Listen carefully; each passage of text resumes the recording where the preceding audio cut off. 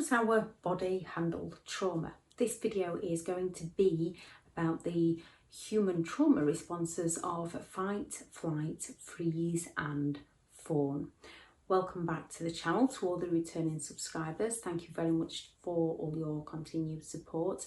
If you are new to the channel, this channel is all about the narcissist personality disorder to give you more understanding of what you might have been through throughout your life, how to handle narcissistic people if you cannot go no contact with them, how to handle yourself around them, and different methods to find what works for you to recover from narcissistic abuse. Remember, it is on a spectrum, so there is those where you need to go no contact, and those, if you can't go no contact, you might be able to find a way to learn and observe who they are as a person so they don't impact who you are as a person. If you find the information helpful on the channel, please do subscribe. So in the 1920s, I believe it was, a psychologist named Walter Cannon discovered the fight and flight theory of the human trauma response, which over the following years this has been developed and worked on and studied, and more theories and more ideas and opinions and thoughts have come out over this, which has then evolved into fight, flight, freeze and fawn, the 4F trauma responses. When around narcissistic people, this often puts us under extreme stress. When we are around them on a continued basis, a prolonged basis, this puts us under continued extreme stress, causing repeated trauma to our minds, psychologically, and sometimes it can be physical trauma. With physical trauma, we do see what happens, but even that physical trauma causes some form of psychological trauma within us. Our subconscious then tries to protect ourselves. We are here to survive, to learn, to grow. So our subconscious will try to find a way to protect itself. Our bodies will try to find a way to protect ourselves.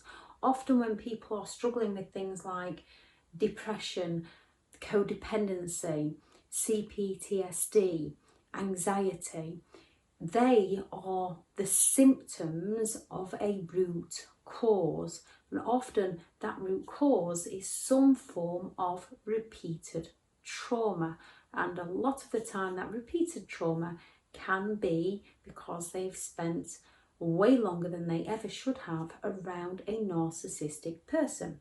They often blame themselves and work harder to try and help the narcissistic person, who often has a lack of empathy, so they work harder to gain control, sinking the one that's trying to actually help them.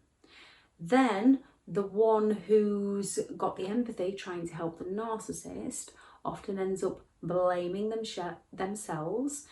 And a narcissist, there's lots of manipulative methods where they pass all the blame over, they shame the other person, they shame the person that's trying to help them, they blame shift onto the person that's trying to help them, they gaslight onto the person that's trying to help them.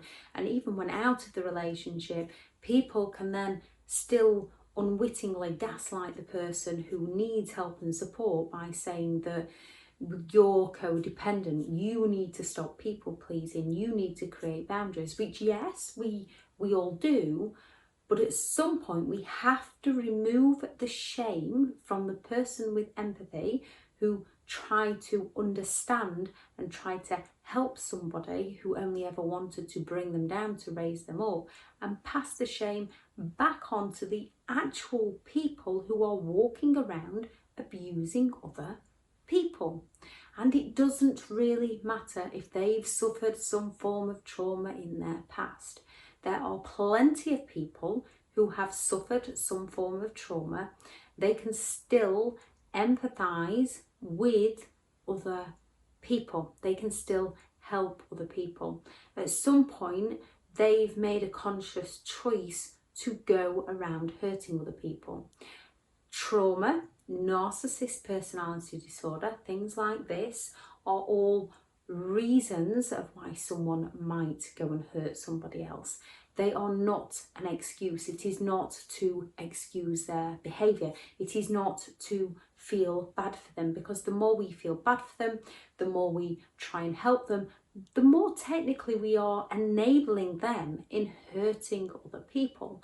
The more we start to walk away from them, the more they are going to have to recognise within themselves they need to actually work on themselves. And until somebody is aware enough that they need to work on themselves, there's very little you can do for that person, especially if that person feels entitled to exploit other people. And in one way, they do have some awareness that what they do is wrong, because whether a narcissist is somatic and all about the body and the looks, whether they are cerebral and all about intellect, whether they are grandiose and extremely arrogant and in your face and seemingly overly top confident, whether they are vulnerable, the fragile narcissist, the extremely woe is me kind of narcissist, they are all covert in one way or another, because they do their best to keep their abuse hidden from other people, hidden from society. They can behave very well around one person and very toxic around another. They gaslight people into no longer knowing reality so that they can get away with their behaviour. So whether they are aware in that moment or not is irrelevant. They are aware enough to try and hide their behaviour from other people. Yes, we can sympathise with them, but from a safe distance. Narcissists will deny people's reality. Narcissists will deny how they've treated somebody else. Narcissists will deny people their emotions and their feelings, and they will exaggerate all the other person. So if a narcissist has done something wrong, they will deny. Yet if somebody else makes a mistake, they will exaggerate and humiliate that person for that mistake. If a narcissist is feeling sad or lonely, they will exaggerate and play on the woe is me and want all the attention and all the sympathy. If somebody else is feeling sad and lonely, then they're too sensitive. They're making it all about them. The narcissist is that self-entitled hypocrite where you will never win with one, because the more you do to try and help them, the more they will try to bring you down, because they believe that they should be allowed to do it their way and you should only do it their way, but often not how they do things. They do as I say and not as I do. They shame people. They shame people. They invalidate people. They ignore people. They humiliate people. They hurt people. They do all they can to bring other people down in order to try and feel better about themselves. Humans have a biological need to feel safe, to feel secure, to feel comfortable.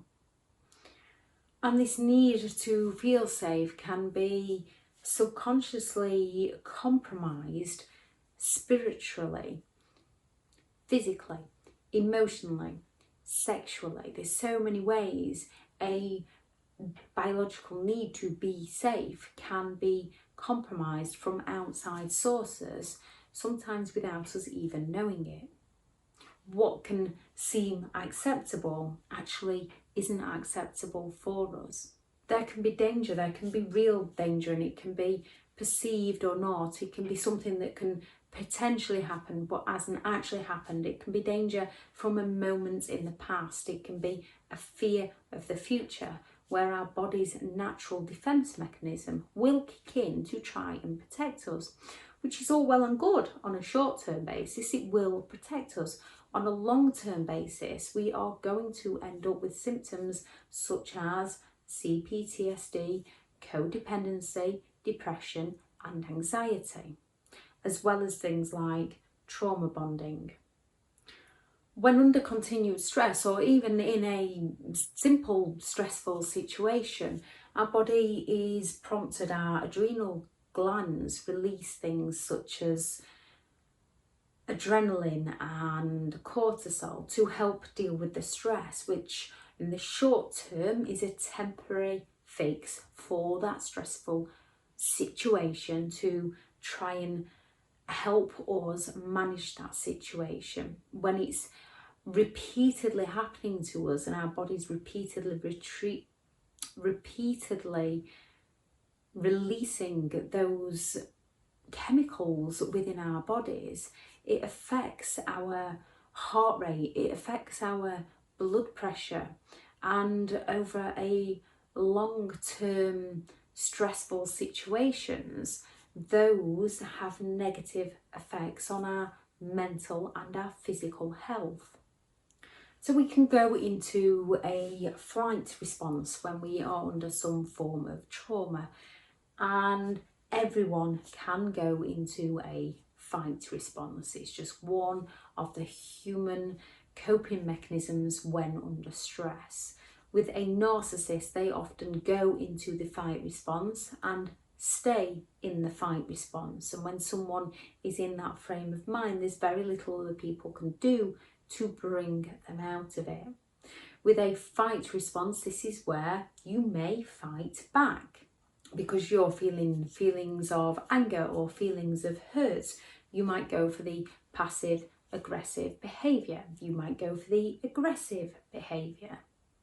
You might turn to be controlling, where a narcissist tries to control everything within their life. Someone who's around a narcissistic person will probably try to control the areas of their life that they can control and can manage, because so many other areas of their life are out of control. If someone has got empathy, even if you go into the fight response, because not everyone will, everyone has the potential to. So if you've got empathy and you go into the fight response, you are going to have so many overwhelming emotions of guilt and questions that you have to overcome within yourself.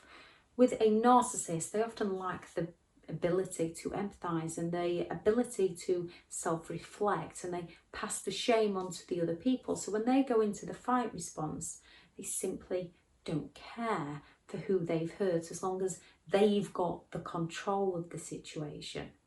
With the fight response, people can have the nice, nasty behaviours, as with a narcissist, that admiration-seeking face and that envious-seeking face. And with somebody who's around a narcissist, they can try to please and do all they can to be nice and please, to bring out the admiration-seeking face of the narcissist. Because they're constantly put under pressure and stress, they're going to have that build-up of anger and resentment, in which case their own fight response kicks in, and then their not so nice face might come out. And with a narcissist, their envious face comes out, which is why a lot of people can feel like they might be the narcissist when they're not actually the narcissist. The key is being aware of your own behaviour and the people you're around.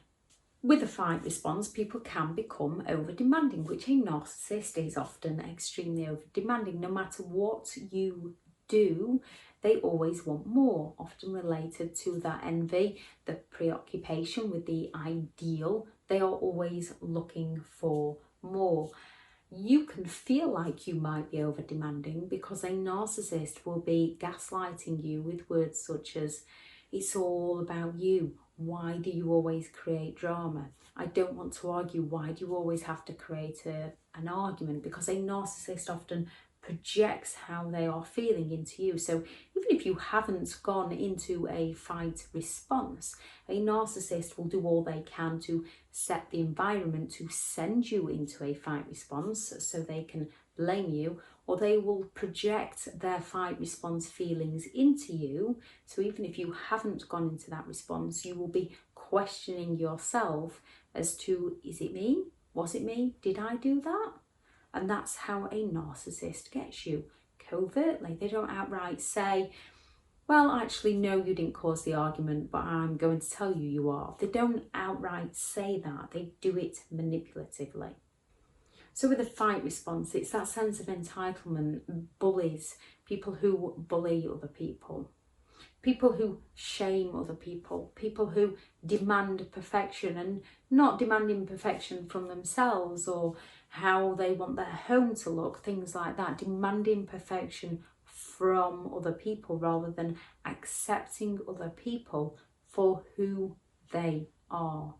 Yet they themselves, narcissistic people, are far from perfect, but they try to create and make out to other people that they are. And when a narcissist is causing that stress and setting the environment, and we are struggling with symptoms of anxiety and depression and codependency, we can react. When they set the stage, we can react to their behaviour. We can cry, we can lash out, we can throw things, we can say hurtful things back to them because our anger has built up. Then we will feel guilty and work harder to please them, while they will put all the blame onto us. The flight response to trauma. Now, technically, you think flight, we take flight and get out of the situation we are in. Often, unwittingly, we don't even know what kind of situation we are in.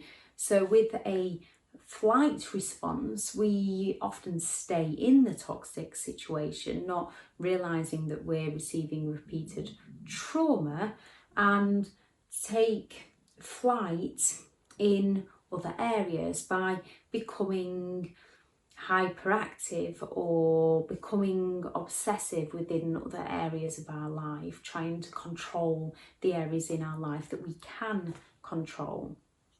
Run away from the situation by not running away from the person who's putting you in that situation, but running away from any form of arguments or conflicts, trying to never resolving issues with them because you're forever avoiding bringing those issues up for the trauma that you will receive if you were to bring those issues up, not realising that you're actually receiving trauma by not bringing the issues up. With taking flight, you might start hoarding things to bring your focus onto hoarding things, onto another area of your life, whether that is collecting and hoarding, or whether that is because you have no longer got the energy to sort through things. You might develop compulsive rituals, you might become panicky, anxious. You might start rushing through things, and not because of limited time, just trying to take on too much because you become overwhelmed and because you are hyperactive and because you have OCD. So you start rushing through as many things as you can, often forgetting things and then having a go at yourself when you are forgetting things. And quite often you've got a narcissist behind you, which you then believe that it's not particularly you don't recognise that you've gone into a flight response. You believe you're trying to make it work with a person. If you can just make everything perfect, they will bring that nice side out back to them, that intermittent reinforcement. They gaslight you with things like, if that hadn't happened, or if you hadn't have done that. So you're constantly working harder to please them, not realising that that's also sending you into the flight response. Becoming a perfectionist, not only because of the trauma, but also because the narcissist is creating that environment where you need to make everything perfect to make them happy.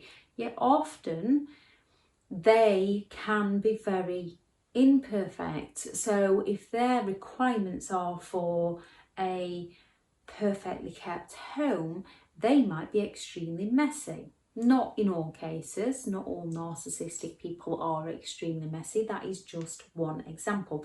They can be extremely messy, but they will require that you keep the perfect home for them, resulting in you constantly trying to keep a perfect home so that you don't create that argument.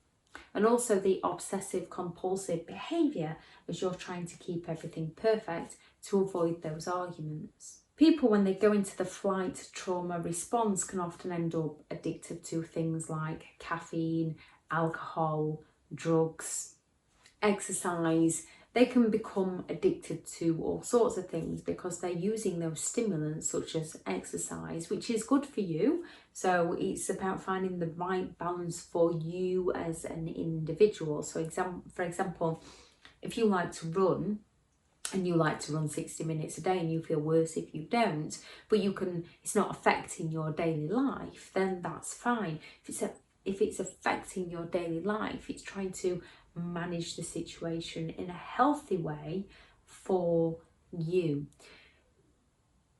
Whether narcissistic people and people without the disorder can both end up with stimulants such as alcohol to almost numb the pain and run away from the pain.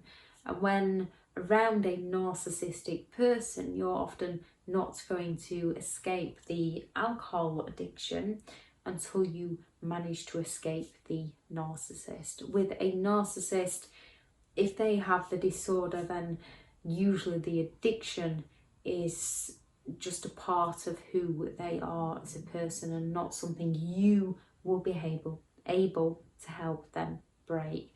I shall add the video for addictions and narcissists up there. The freeze response, where you might not freeze on the spot as such. It's not like you're walking across a road and a lorry's hurtling towards you. The freeze response is where you might start just avoiding situations, start running away from problems, financial problems, which is what a narcissist will do. A narcissist will run away from financial problems and expect you to just deal with it all. We can then also, if we're becoming overwhelmed with all the other things, we can then start running away from financial problems. Usually the difference is the intent and the reasoning behind people's behaviour, not people's actual behaviour. What the symptoms are, there's usually a root cause, and it's finding that root cause.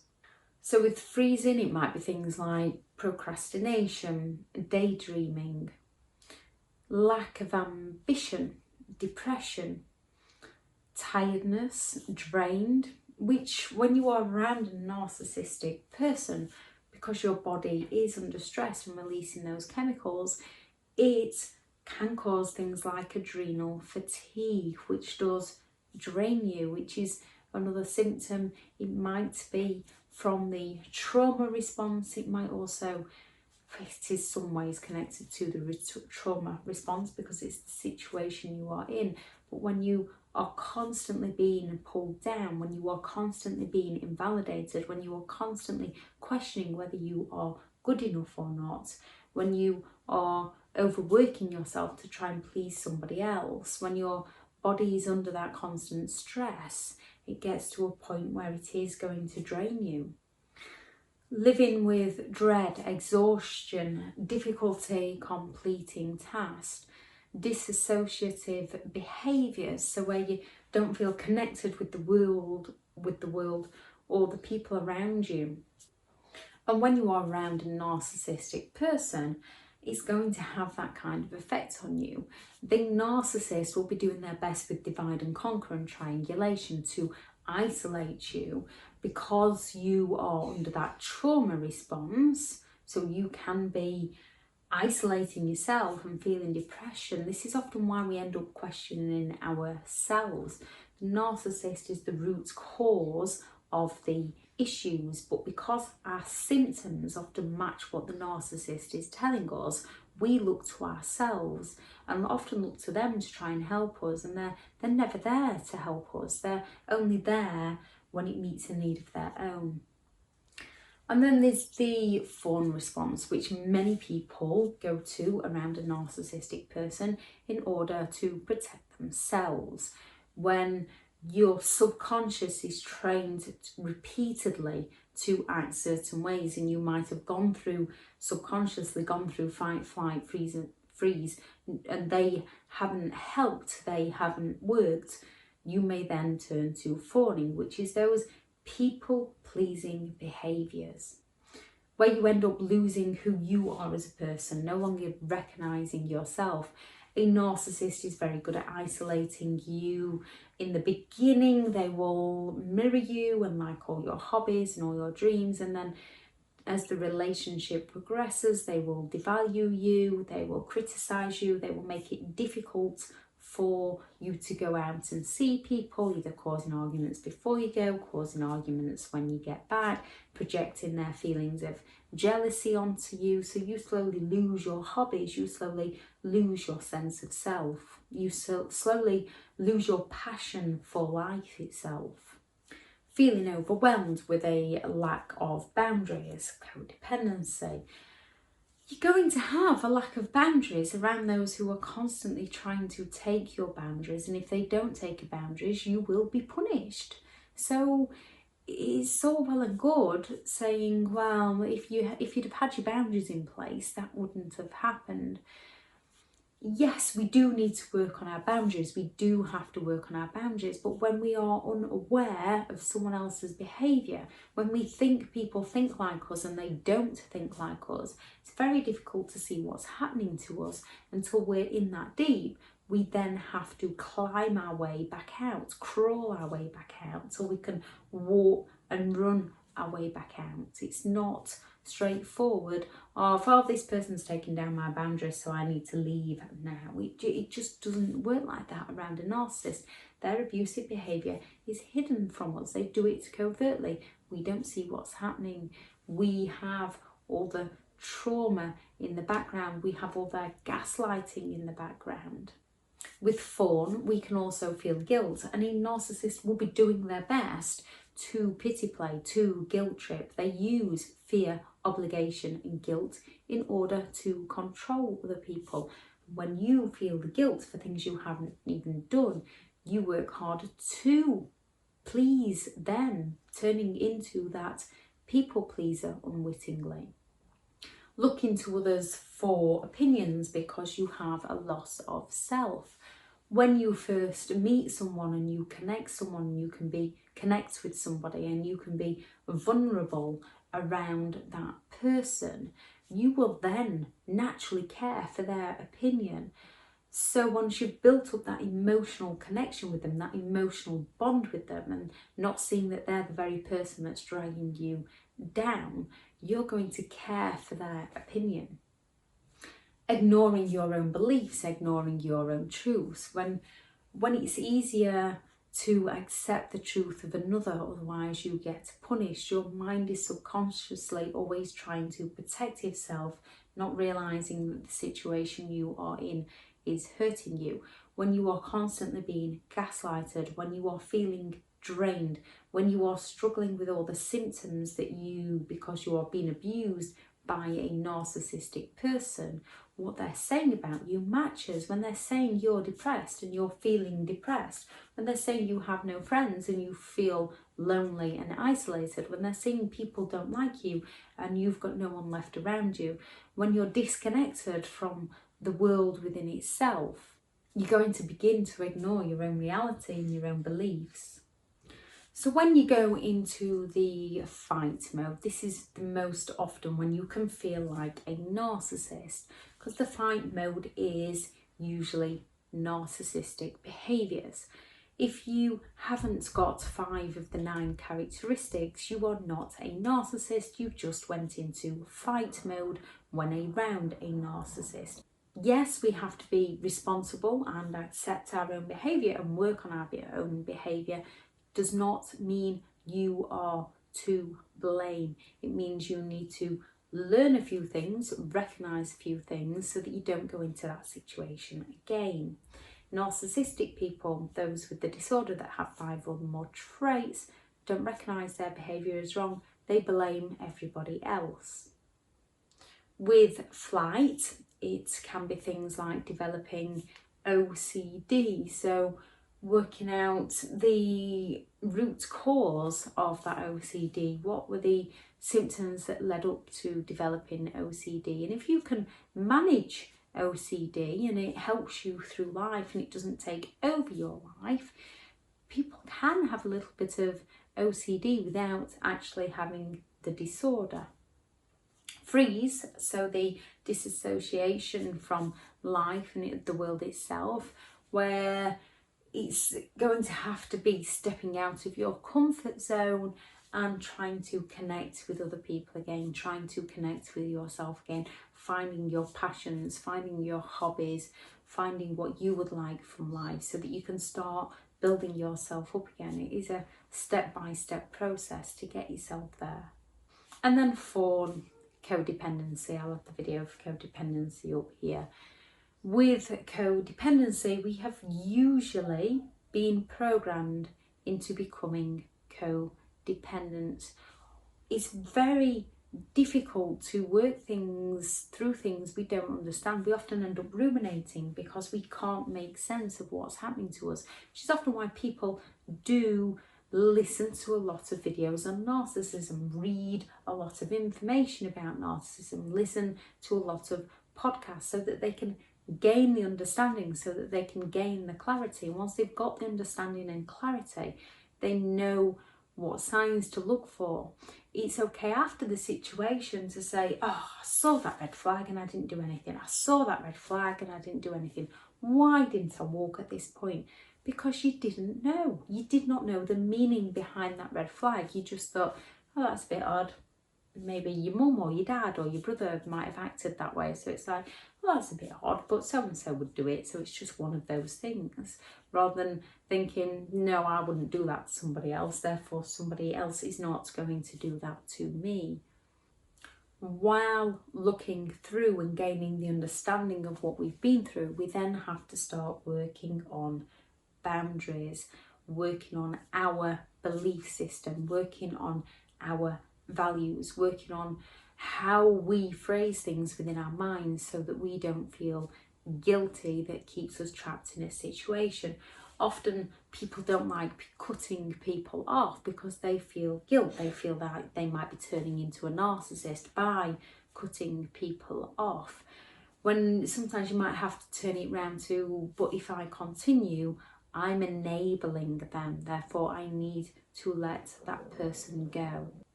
And therapy, finding the right therapy for you.